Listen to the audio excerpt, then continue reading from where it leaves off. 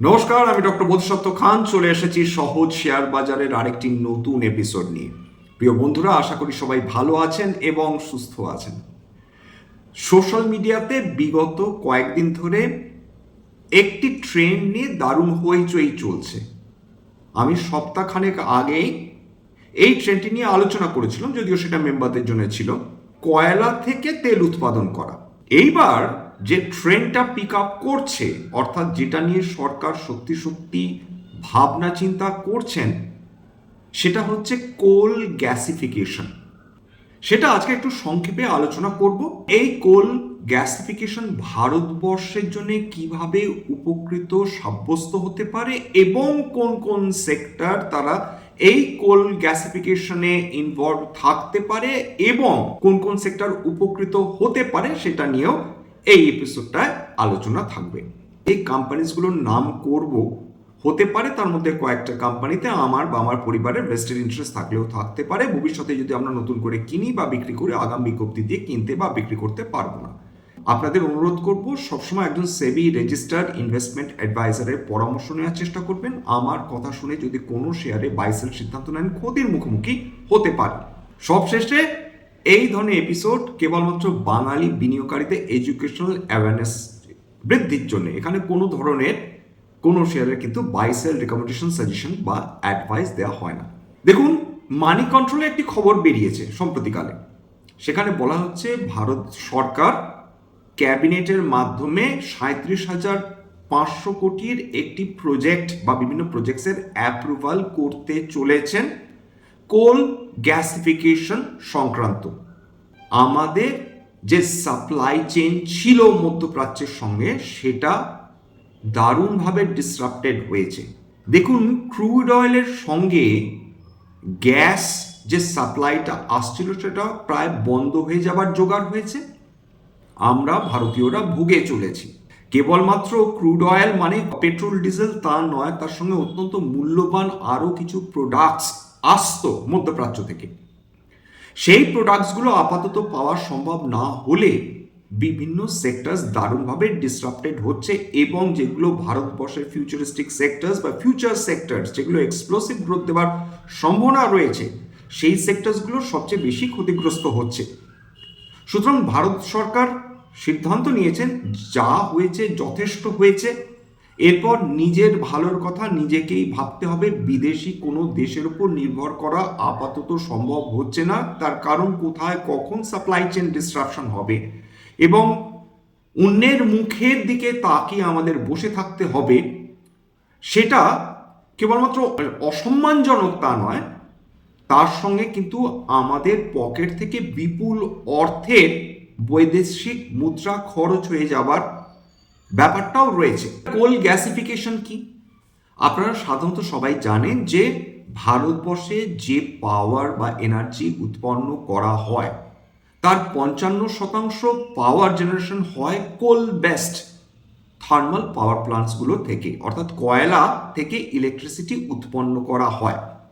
কিন্তু কয়েকদিন আগে আমি আলোচনা করেছিলাম যে এমন একটা টেকনোলজি অলরেডি আবিষ্কৃত হয়ে রয়েছে, সেটা দ্বিতীয় বিশ্বযুদ্ধের সময় অনেক আগে থেকেই, বরং বলা যায় প্রথম বিশ্বযুদ্ধ এবং দ্বিতীয় বিশ্বযুদ্ধের মাঝখানে, সেই ফিশার ট্রপস পদ্ধতিতে কয়লা থেকে পেট্রোল উৎপাদন করা সম্ভব এবং দ্বিতীয় বিশ্বযুদ্ধের সময়ের জার্মানির অধিকাংশ যে পেট্রোল বা ডিজেল ছিল, সেইটা ফিশার ট্রপস পদ্ধতির মাধ্যমেই কয়লা থেকে উৎপন্ন করা হচ্ছিল।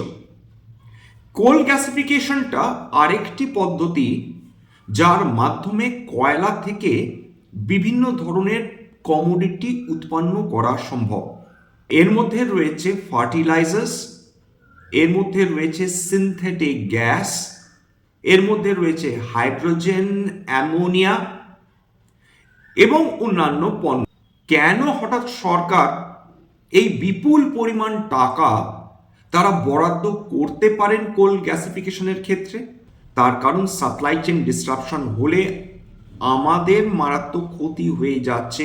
ইনফ্লেশন বৃদ্ধির সম্ভাবনা তীব্রভাবে বৃদ্ধি পেয়ে চলেছে। কোল গ্যাসিফিকেশন এমন একটা পদ্ধতি যেখানে কয়লা থেকে কার্বন মনোক্সাইড, হাইড্রোজেন, অ্যামোনিয়া একটি সংমিশ্রণ তৈরি করা হয় যেটার নাম সিনথেটিক গ্যাস বা সিন গ্যাস। সেখান থেকে তৈরি হয় ডিজেল, সেখান থেকে তৈরি করা হয় মিথেন, সেখান থেকে তৈরি হয় ফার্টিলাইজার্স এবং সেখান থেকে হাইড্রোজেন নিষ্কাশন করা সম্ভব হয়, যেটা বিভিন্ন রিফাইনারিতে কাজে লাগে। একই সঙ্গে অনেক কিছু পেয়ে যাওয়া সম্ভব যেগুলো এত বছর ধরে আমরা মধ্যপ্রাচ্য থেকে আমদানি করে আসছিলাম। এই যে কোল গ্যাসিফিকেশন, এটা একটা থার্মোকেমিক্যাল প্রসেস ধরা হয়, যেটা সিনথেটিক গ্যাসে কনভার্ট করা হচ্ছে। এর মধ্যে মিথেন পাওয়া যাচ্ছে, অলরেডি বললাম, কার্বন ডাইঅক্সাইড, এবং এটা কয়লাকে পোড়ানো হচ্ছে না। এবং কয়লাকে পোড়ানো হচ্ছে না বলেই সালফার ডাইঅক্সাইড, কার্বন ডাইঅক্সাইড যে এমিশনের ফলে বিপুল হারে দূষণ হয়ে থাকে সেটা কম পরিমাণে হবে। এবং এই যে কার্বন ডাইঅক্সাইড তৈরি হবে সেটা কার্বন ক্যাপচার মেথডের মাধ্যমে সেই পলিউশন সাংঘাতিকভাবে কমিয়ে দেওয়াটাও সম্ভব হবে। এখানে কয়লাকে গরম করা হয় অত্যন্ত হাই টেম্পারেচারে। সেই কয়লাকে গরম করে তার মধ্যে দিয়ে অক্সিজেন এবং স্টিম সেটাকে পাস করা হয়, তারপরেই তৈরি হয় হচ্ছে এই সিনথেটিক গ্যাস বা সিন গ্যাস। এবার এর অ্যাপ্লিকেশন দেখে এই সিনথেটিক গ্যাস বা সিন গ্যাস, প্রথম কথা হচ্ছে ইলেকট্রিসিটি জেনারেশন। সিন গ্যাস তৈরি করেও ইলেকট্রিসিটি জেনারেশন করা সম্ভব। সেই বিশেষ পদ্ধতিটার নাম ইন্টিগ্রেটেড গ্যাসিফিকেশন কম্বাইন্ড সাইকেল বা আইজিসিসি। সেটাও ক্লিনার ইলেকট্রিসিটি তৈরি করছে।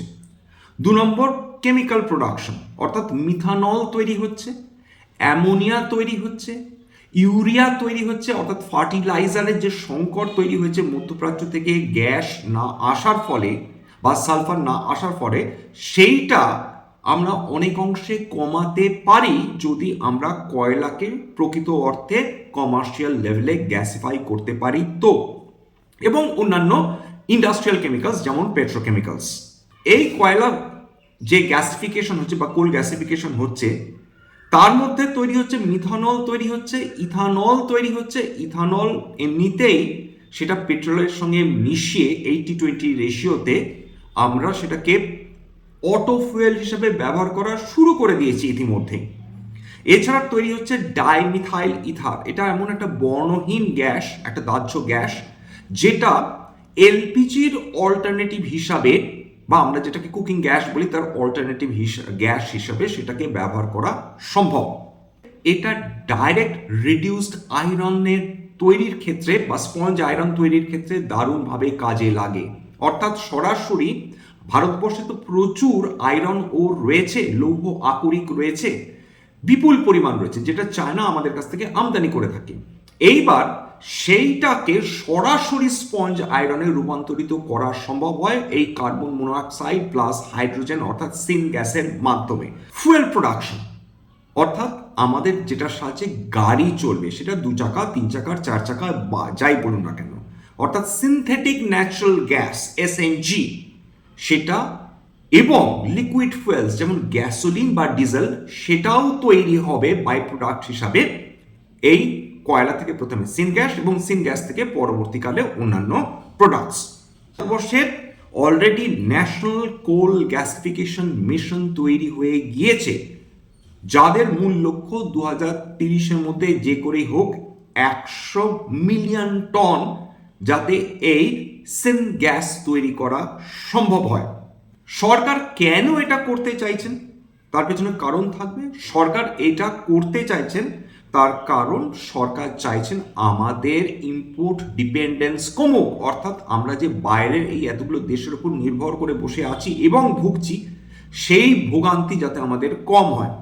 2 নম্বর, আমাদের যত ইম্পোর্ট ডিপেন্ডেন্স কমবে তত আমাদের এনার্জি সিকিউরিটি বাড়বে। 4.1 বিলিয়ন টন আমাদের কয়লার রিজার্ভস রয়েছে, যেটা বিশ্বের মধ্যে অন্যতম বড় কোল রিজার্ভস। সেটা আমেরিকা এবং চীনের পরপরই ভারতবর্ষের এই বিপুল পরিমাণ রিজার্ভস রয়েছে। এই কয়লা যেটা কেবলমাত্র পোড়ানো হতো, সেটা এখন অনেক অনেক বেশি বাই প্রোডাক্টস তৈরি করতে কাজে লাগবে। বেশ কিছু তো সেক্টর রয়েছে যারা এর ফলে সরাসরি বেনিফিটেড হবে। কোন সেক্টরগুলো বেনিফিটেড হবে?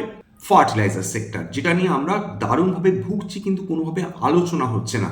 আমরা কেবলমাত্র কুকিং গ্যাস পাচ্ছি না, বা আমাদের গাড়ি ঘোড়ার জন্য যথেষ্ট পরিমাণ পেট্রোল পাচ্ছি না, বা পেট্রোলের দাম বাড়তে পারে এই আশঙ্কা নিয়ে রয়েছি। তো কিন্তু যেটা নিয়ে মানুষ কথাই বলছে না সেটা হচ্ছে ফুড ক্রাইসিস, অর্থাৎ ফুড সিকিউরিটি নিয়ে বড় প্রশ্ন উঠে যাচ্ছে। কারণ ফার্টিলাইজার ছাড়া আমাদের দেশ, যেটা কৃষি প্রধান দেশ, সেইখানে ফুড সিকিউরিটি নিয়েই প্রশ্ন উঠে যাচ্ছে। ফার্টিলাইজার অত্যন্ত গুরুত্বপূর্ণ।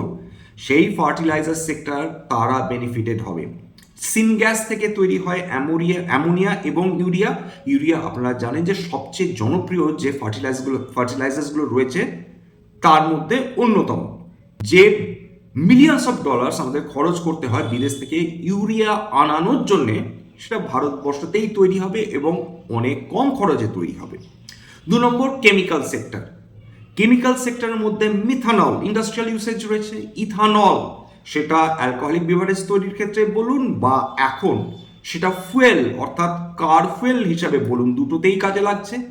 3 নম্বর প্লাস্টিকের জন্য যে র মেটেরিয়াল, অর্থাৎ সমস্ত কিছু কার্বন চেনের খেলা, সেই প্লাস্টিক র মেটেরিয়াল তৈরি হবে এই সিন গ্যাসের মাধ্যমে। অর্থাৎ যে ডিপ কেমিক্যাল কোম্পানিজগুলো রয়েছে তারা এর দ্বারা লাভবান হতে পারে। 3 নম্বর পাওয়ার সেক্টর। খুব স্বাভাবিকভাবে ক্লিনার কোল বেসড পাওয়ার জেনারেশন যত বৃদ্ধি পাবে, তার এফিসিয়েন্সি যত বাড়বে, তার কদরও তত বৃদ্ধি পাবে। 4 নম্বর অয়েল, গ্যাস এবং রিফাইনিং। সিনথেটিক ন্যাচারাল গ্যাস, যেটাকে এলএনজির অল্টারনেটিভ হিসেবে ধরা হচ্ছে, সেটা আমাদের ইম্পোর্ট সাবস্টিটিউশন হিসেবে কাজ করতে পারে। এইখানে এই বিভিন্ন রিফাইনারিজগুলোতে হাইড্রোজেন একটা অত্যন্ত গুরুত্বপূর্ণ ফ্যাক্টর, যেটা কাজে লাগে ইন্ডাস্ট্রিয়াল ইউজ। সেই হাইড্রোজেন সেই রিফাইনারিজগুলোতে ব্যবহার করা যেতে পারে, যেটা কয়লার মাধ্যমে উৎপাদন করা সম্ভব হবে। এছাড়া মাইনিং এবং কোল কোম্পানিজ রয়েছে। খুব স্বাভাবিকভাবে কোল ইন্ডিয়া লার্জেস্ট কোল প্রডিউসিং কোম্পানি গোটা বিশ্বে, তারা এক্ষেত্রে ভ্যালু অ্যাডিশন করবে, অর্থাৎ বিভিন্ন ধরনের প্রোডাক্টস রেঞ্জ বাড়াতে পারে এবং তাদের ক্ষেত্রে হায়ার মার্জিন আসাটাও অস্বাভাবিক নয়। ক্যাপিটাল গুডস অর্থাৎ ইঞ্জিনিয়ারিং, প্রক্রিয়রমেন্ট এবং কনস্ট্রাকশন যে কোম্পানিজগুলো রয়েছে তাদের মূল ফোকাসটা কিসের উপর থাকবে? আমাদের কয়লা গ্যাসিফিকেশন হবে, তার জন্য তো একটা কারখানা লাগবে। সেই কারখানাটা কারা তৈরি করবে? অলরেডি এরকম ধরনের কারখানা তৈরি করার এক্সপার্টাইজ যে কোম্পানিজগুলো রয়েছে, যারা ইঞ্জিনিয়ারিং সলিউশনস দেবে, তার মধ্যে রয়েছে সরকারি কোম্পানি রয়েছে ভেল, Bharat heavy electronics limited, already Coal India এবং নেভেলি লিগনাইট, তাদের সঙ্গে মেমোরেন্ডাম অফ আন্ডারস্ট্যান্ডিং সেটা স্বাক্ষরিত হয়ে গিয়েছে। এর ক্ষেত্রে যেটা সুবিধা, গভর্নমেন্ট কোম্পানি হিসাবে এরা গভর্নমেন্ট ব্যাক যে বড় বড় লার্জ প্রজেক্টসগুলো রয়েছে সেগুলো এরা পেয়ে থাকে।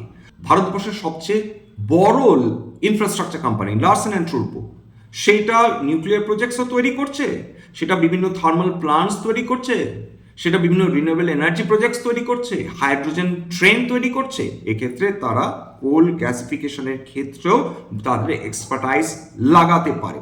এরা ইউজুয়ালি কোল গ্যাসিফিকেশন যে প্লান্টসগুলো সেটা ডিজাইন করে থাকে এবং এক্সিকিউশন করে থাকে। এছাড়া কোল ইন্ডিয়া র কোল সাপ্লাই করবে, প্রজেক্ট ডেভেলপ করবে, অর্থাৎ জয়েন্ট ভেঞ্চার করে বিভিন্ন কোম্পানির সঙ্গে, ভেল বা এলটির সঙ্গে এরা এই ধরনের কোল গ্যাসিফিকেশন প্লান্টস তৈরি করবে।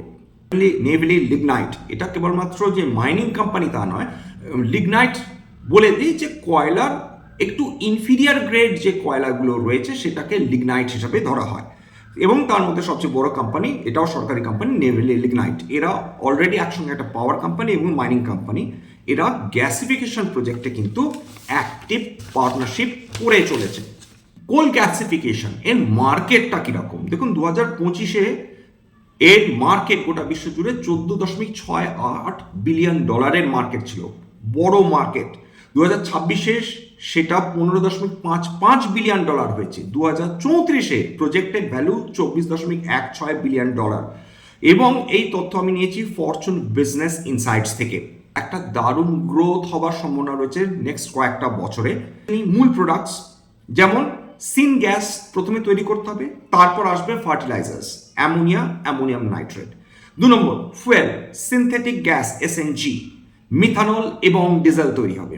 3 নম্বর কেমিক্যালস, মিথানল, পেট্রোকেমিক্যালস।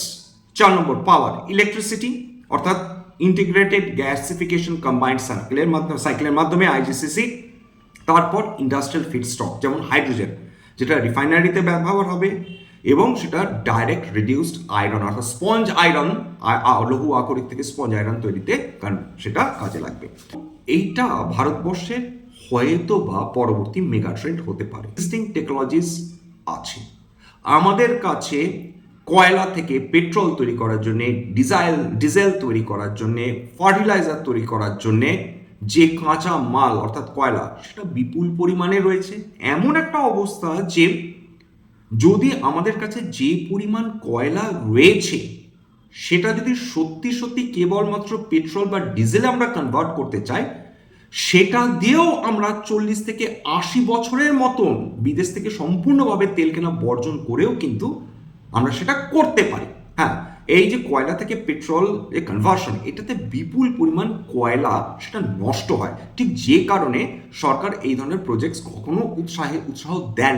যদি এই এপিসোড ভালো লাগে প্লিজ একটা লাইক দেবেন, প্লিজ সাবস্ক্রাইব করবেন, এবং যদি সত্যি মনে হয় আমার বাঙালি ভাই বোনদের জীবনে একটুখানি ভ্যালু অ্যাড করতে পেরেছি, নিজের গ্রুপে শেয়ার করে দেওয়ার চেষ্টা করবেন। আজকের জন্য নমস্কার।